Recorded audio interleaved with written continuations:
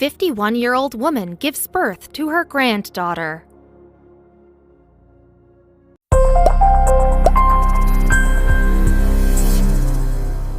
A 51-year-old woman who served as the gestational carrier for her daughter and son-in-law gave birth to her granddaughter. Julie Loving, 51, delivered a healthy baby girl in Illinois hospital on November 2nd with her daughter, Brianna Lockwood, by her side. The newborn, named Briar Juliet Lockwood, is the first child for Lockwood and her husband, Aaron, who are the baby's biological parents. It was definitely a surreal process, Lockwood told Good Morning America about Briar's birth. All the feelings came at once, just watching my mom go through everything and all that she's done for me and is continuing to do.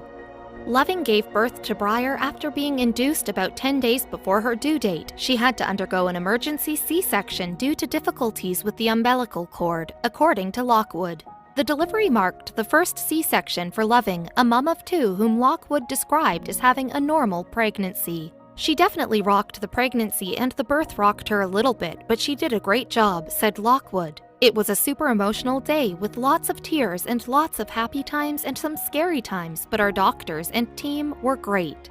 Brianna Lockwood, far right, holds her mom's hand during the delivery of Lockwood's daughter. Lockwood, a 29-year-old dental hygienist, and Aaron began trying for a baby almost immediately after they wed in 2016. After 1 year of naturally trying without success, Lockwood began seeing a fertility specialist. Nearly 2 years later, after multiple rounds of in vitro fertilization, multiple surgeries, and several miscarriages, including pregnancy with twins, Lockwood's fertility doctor told her that she would need to start considering surrogacy because her uterus was unable to withstand a pregnancy. Struggling with infertility was the hardest thing I've ever had to go through, Lockwood told GMA earlier this year. When you have a plan for your life and then something like infertility gets in the way, I felt like I couldn't see what I pictured anymore, that it could be taken away from me. Lockwood's doctor, Brian Kaplan of Fertility Centers of Illinois, suggested finding a family member or friend to act as her gestational carrier. Going through an agency can cost more than $100,000, according to Kaplan. Lockwood never thought her surrogate could be her 51-year-old mom, even though Loving was on board from the start and was the one who suggested the idea to her daughter.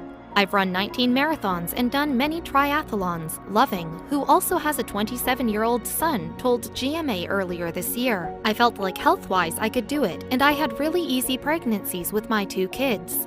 Loving's idea started to become a reality when she accompanied her daughter to an appointment with Kaplan for the first time. My mom came with me as my support person and she brought up that she wanted to carry, recalled Lockwood. When Kaplan met her, I could tell that he was really starting to think about it as a possibility, but he didn't tell us yes right away. There were a lot of hoops that we would have to jump through to make it possible. After that visit, Loving started a series of tests and was seen by 5 specialists, including Kaplan, as well as a high-risk obstetrician, her own OB/GYN, her primary care physician, and a psychologist. She got past all of us with flying colors, Kaplan told GMA. I think it's very important for me as a physician and for this field for people to know that it is not routine and not everybody can use their mom. It has to be a unique situation. Because of Lockwood's past pregnancy disappointments, the family did not want to get their hopes up that Loving would successfully become the gestational carrier. Even when Loving had a successful embryo transfer on the first try in February and became pregnant with her granddaughter in March, the family held their breath, according to Lockwood. We couldn't jump for joy yet because we'd had so many losses and so much trauma, she said, adding that it was only about halfway through the pregnancy that they allowed themselves to really start planning for the baby. Adding to Lockwood's and Loving's unique story is the fact that Loving's pregnancy was confirmed about 1 week before the country largely shut down due to the coronavirus pandemic. Loving took a leave of absence from her job at a grocery store in order to try to stay as healthy and safe as possible. Brianna Lockwood sent her poses with her husband, parents, and newborn daughter Briar. Lockwood, who lives just 15 minutes from her parents, was by her mom's side at every step of the pregnancy as well as the delivery. Because it was a gestational carrier delivery, Lockwood, Aaron, and Lockwood's father were all able to be present. Lockwood said that she's already planning daily visits for Briar to visit her grandmother, with whom Lockwood predicts she'll always have a special bond.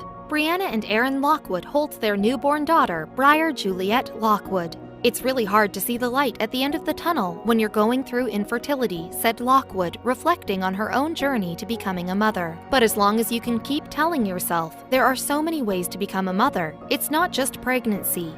There's so many ways to become a parent, whatever option you choose.